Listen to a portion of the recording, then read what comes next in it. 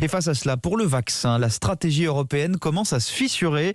De l'Autriche au Danemark, en passant par la Pologne ou la République tchèque, plusieurs membres des 27 sont désormais en lien direct avec la Chine, la Russie ou Israël pour commander des doses, hors des commandes groupées réalisées par l'UE.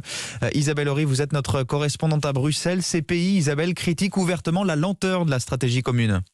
Oui, il critique et il passe aux actes. Dès demain, le chancelier autrichien et la première ministre danoise seront en Israël pour discuter d'un futur partenariat.